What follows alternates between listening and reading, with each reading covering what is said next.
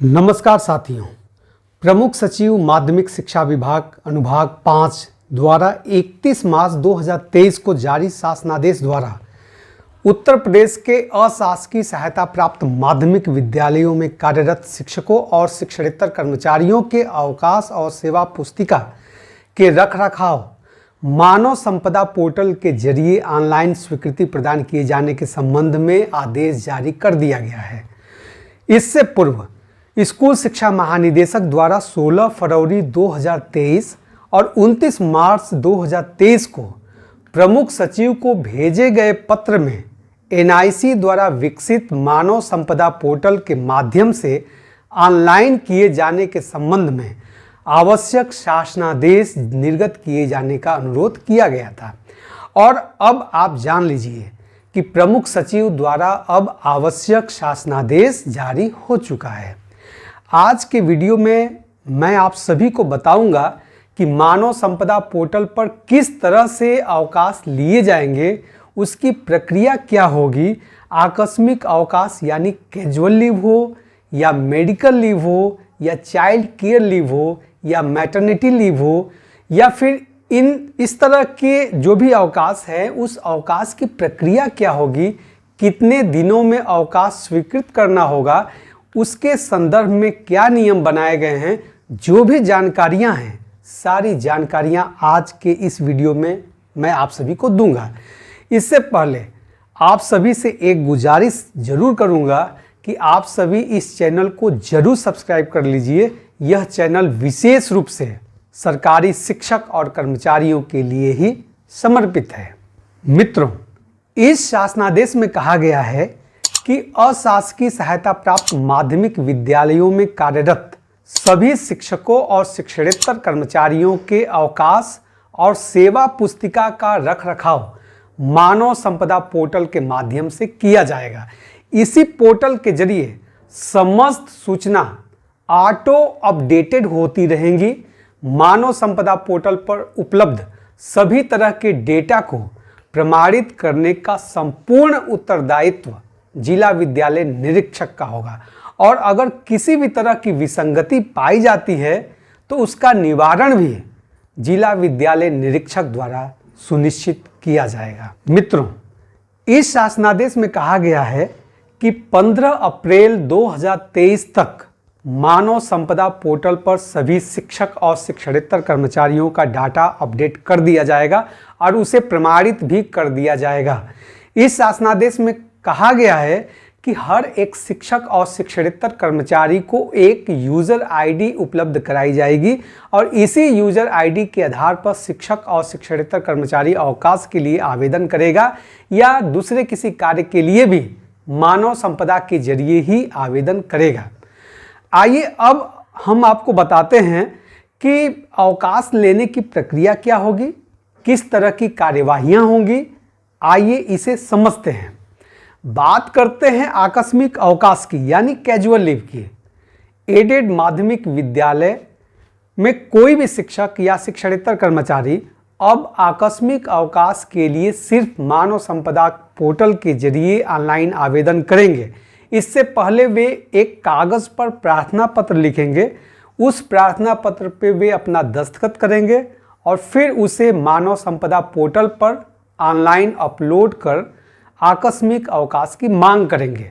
अब किसी भी तरह की प्रार्थना पत्र की हार्ड कॉपी स्वयं उपस्थित होकर के देने की आवश्यकता नहीं होगी और अगर शिक्षक या शिक्षणेतर कर्मचारियों के खाते में आकस्मिक अवकाश शेष है तो संबंधित विद्यालय के प्रधानाध्यापक या प्रधानाचार्य या कोई भी इंचार्ज हो उसी दिन विभागीय नियमों के अनुरूप अवकाश की स्वीकृति प्रदान करेंगे और ऑनलाइन स्वीकृति प्रदान कर विद्यालय में उपलब्ध अवकाश पंजिका में उसका अंकन करेंगे यानी मानव संपदा पोर्टल पर ऑनलाइन आवेदन का रेफरेंस नंबर उस अवकाश पंजिका पर लिखेंगे।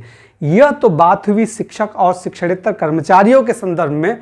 प्रधानाध्यापक या प्रधानाचार्य को आकस्मिक अवकाश लेना होगा तो वह संबंधित विद्यालय के मैनेजर या कंट्रोलर द्वारा उसी दिन विभागीय नियमों के अनुरूप अवकाश की स्वीकृति उन्हें भी प्रदान की जाएगी और उसकी प्रविष्टि ऑनलाइन करते हुए विद्यालय में उपलब्ध अवकाश पंजिका में उसका अंकन कराया जाएगा, प्रविष्टि कराई जाएगी।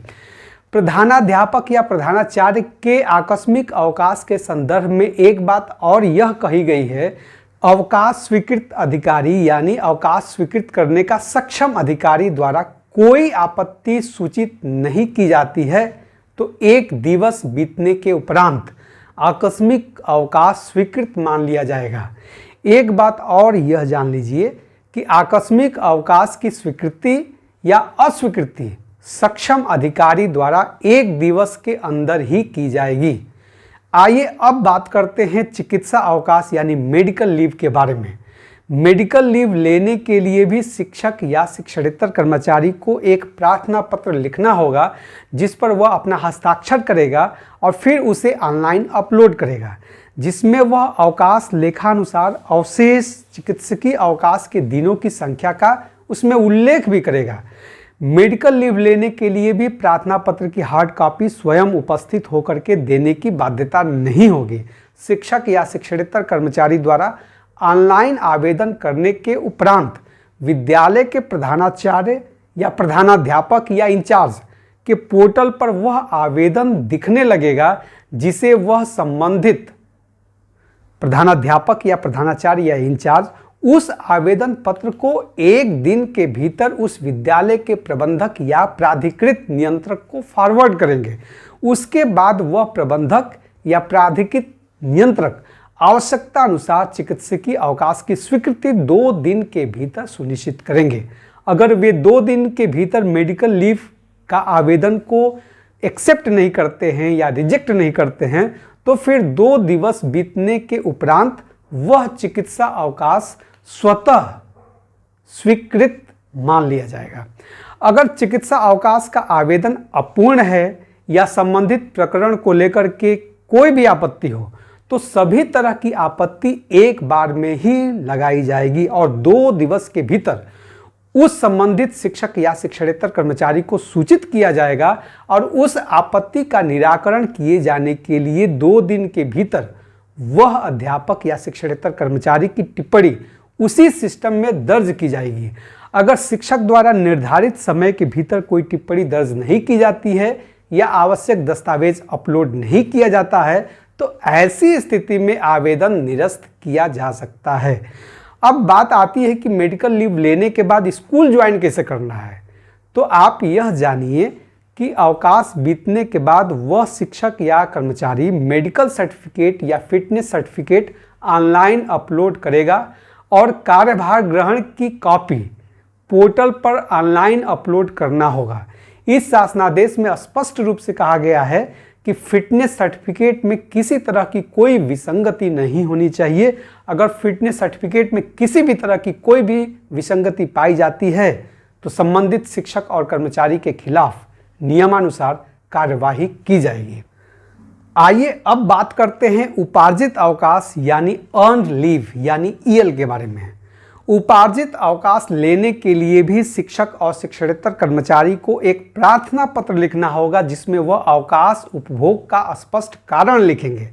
उस प्रार्थना पत्र में अवकाश लेखानुसार अवशेष उपार्जित अवकाश के दिनों की संख्या का उल्लेख करेंगे और फिर उस प्रार्थना पत्र पर अपना हस्ताक्षर कर अवकाश पर जाने के कम से कम 5 दिन पहले वह ऑनलाइन अपलोड करना होगा। अर्जित अवकाश के लिए भी किसी भी तरह के प्रार्थना पत्र की हार्ड कॉपी स्वयं उपस्थित होकर के देने की बाध्यता नहीं होगी। संबंधित शिक्षक के अवकाश लेखा में उपार्जित अवकाश शेष होने की दशा में संबंधित विद्यालय के प्रधानाचार्य या प्रधानाध्यापक या इंचार्ज उस आवेदन पत्र को 1 दिन के भीतर उस विद्यालय के प्रबंधक या प्राधिकृत नियंत्रक को फॉरवर्ड करेंगे। अगर आवेदन अपूर्ण है तो ऐसी स्थिति में वह प्रबंधक या प्राधिकृत नियंत्रक सभी तरह की आपत्तियां एक बार में लगाएंगे और फिर 2 दिन के भीतर संबंधित शिक्षक और कर्मचारी को सूचित करेंगे और आपत्ति लगाए जाने के बाद आपत्ति का निराकरण किए जाने के लिए वह अध्यापक या शिक्षणेतर कर्मचारी 2 दिन के भीतर एक टिप्पणी सिस्टम में दर्ज करेंगे या फिर आवश्यक दस्तावेज को अपलोड करेंगे। इसके बाद वह प्रबंधक या प्राधिकृत नियंत्रक 3 दिन के भीतर उपार्जित अवकाश यानी ईएल को एक्सेप्ट करेंगे या रिजेक्ट करेंगे। उपार्जित अवकाश स्वीकृति के उपरांत ही उपभोग किया जाएगा, यानी अगर अवकाश की स्वीकृति नहीं हुई है तो ऐसी दशा में आप उपार्जित अवकाश पे आप नहीं जा सकते। उपार्जित अवकाश की स्वीकृति का आदेश रिलीविंग और ज्वाइनिंग की कॉपी पोर्टल पर ऑनलाइन अपलोड करना होगा। आइए अब बात करते हैं बाल्य देखभाल अवकाश के बारे में, यानी चाइल्ड केयर लीव के बारे में, सीसीएल के बारे में। एडेड माध्यमिक विद्यालयों में कार्यरत महिला शिक्षकों और महिला शिक्षणेतर कर्मचारियों को अब बाल्य देखभाल अवकाश के लिए ऑनलाइन आवेदन करना होगा। इसके लिए संबंधित महिला शिक्षक या शिक्षणेतर कर्मचारी को परिवार में बच्चों की संख्या, उनकी जन्म तिथि का साक्ष्य, एफिडेविट और दूसरे प्रमाण पत्र ऑनलाइन अपलोड करने होंगे। बाल्य देखभाल अवकाश पर जाने के कम से कम 5 दिन पहले वह प्रार्थना पत्र ऑनलाइन अपलोड करना होगा। प्रार्थना पत्र की हार्ड कॉपी या नोटरी शपथ पत्र स्वयं उपस्थित होकर के देने की बाध्यता नहीं होगी। बाल्य देखभाल अवकाश हेतु आवेदन करते ही उस विद्यालय के प्रिंसिपल या हेडमास्टर या इंचार्ज जो भी हों, उनके पोर्टल पर वह आवेदन दिखाई देने लगेगा, जिसे वह 1 दिन के भीतर उस विद्यालय के प्रबंधक या प्राधिकृत नियंत्रक को फॉरवर्ड कर देंगे। अगर आवेदन अपूर्ण है तो ऐसी स्थिति में वह सारी जो भी ऑब्जेक्शन होंगे वो ऑब्जेक्शन एक बार में लगाई जाएगी और 2 दिन के भीतर वह शिक्षक या शिक्षणेतर कर्मचारी को सूचित किया जाएगा। वह शिक्षक और शिक्षणेतर कर्मचारी द्वारा 2 दिन के भीतर उस सिस्टम में एक टिप्पणी दर्ज की जाएगी, कमेंट दर्ज की जाएगी या आवश्यक दस्तावेज अपलोड कर दिए जाएंगे। अगर वह महिला शिक्षक या शिक्षणेतर कर्मचारी ऐसा नहीं करती तो वह आवेदन निरस्त किया जा सकता है। सीसीएल के लिए प्रार्थना पत्र प्राप्त होने के 3 दिन के भीतर उस विद्यालय के प्रबंधक या प्राधिकृत नियंत्रक द्वारा आवश्यकतानुसार और विभागीय नियमों के अनुसार अवकाश को एक्सेप्ट करना होगा या रिजेक्ट करना होगा। इस संदर्भ में शासनादेश में यह कहा गया है कि इस तरह के अवकाश की स्वीकृति के उपरांत ही बाल्य देखभाल अवकाश का उपभोग किया जाएगा। अवकाश स्वीकृति आदेश रिलीविंग और ज्वाइनिंग की कॉपी पोर्टल पर ऑनलाइन अपलोड करना होगा। आइए अब बात करते हैं मातृत्व अवकाश यानी मैटरनिटी लीव के बारे में और गर्भपात अवकाश यानी एबॉर्शन लीव के बारे में। इसके लिए महिला अध्यापक या महिला शिक्षणेतर कर्मचारी द्वारा मानव संपदा पोर्टल के जरिए ही ऑनलाइन आवेदन करना होगा। मातृत्व अवकाश हो या गर्भपात अवकाश हो, इसका उपभोग करने के लिए डॉक्टर द्वारा जारी जो भी मेडिकल सर्टिफिकेट है और स्वहस्ताक्षरित प्रार्थना पत्र है उसको ऑनलाइन अपलोड करना होगा। नोटरी शपथ पत्र भी अपलोड करना होगा जिसमें स्पष्ट रूप से लिखा हो कि अवकाश पहली बार ली जा रही है या दूसरी बार। उसमें यह भी उल्लेख किया जाएगा कि परिवार में बच्चों की संख्या कितनी है और उनकी जन्मतिथि क्या है। संबंधित महिला शिक्षक या कर्मचारी को अवकाश पर जाने के कम से कम 5 दिन पहले ऑनलाइन अपलोड करना होगा। कोई भी प्रार्थना पत्र की हार्ड कॉपी नोटरी स्वयं उपस्थित होकर के देने की बाध्यता नहीं होगी। उस महिला कर्मचारी या महिला शिक्षक द्वारा अवकाश के लिए ऑनलाइन आवेदन करते ही उस विद्यालय के हेडमास्टर या प्रिंसिपल के पोर्टल पर वह आवेदन दिखाई देने लगेगा, जिसे वह 1 दिन के भीतर उस विद्यालय के प्रबंधक या प्राधिकृत नियंत्रक को फॉरवर्ड करेंगे। अगर आवेदन अपूर्ण है तो सभी आपत्ति एक बार में लगाई जाएगी और 2 दिन के भीतर संबंधित शिक्षक या कर्मचारी को सूचित किया जाएगा। आपत्ति लगाए जाने के उपरांत आपत्ति का निराकरण किए जाने के लिए 2 दिन के भीतर संबंधित अध्यापक या शिक्षणेतर कर्मचारी को सिस्टम में एक कमेंट दर्ज करना होगा या आवश्यक दस्तावेज अपलोड करने होंगे। ऑनलाइन आवेदन प्राप्त होने के 3 दिन के भीतर वह प्रबंधक या प्राधिकृत नियंत्रक आवश्यकतानुसार और विभागीय नियमों के अनुसार अवकाश को एक्सेप्ट करेगा।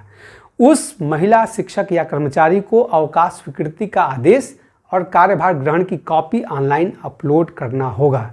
ढेर सारी जानकारियां जो मैंने आप सभी को आज दी है, चाहे वो आकस्मिक अवकाश हो या मेडिकल अवकाश हो या उपार्जित अवकाश हो या बाल्य देखभाल अवकाश हो या मैटरनिटी लीव हो, जिला विद्यालय निरीक्षक द्वारा अपने लॉगिन आईडी के माध्यम से उस अवकाश की आवेदन और स्वीकृति का समुचित अनुश्रवण उसी जिले के संबंधित जिला विद्यालय निरीक्षक द्वारा किया जाएगा।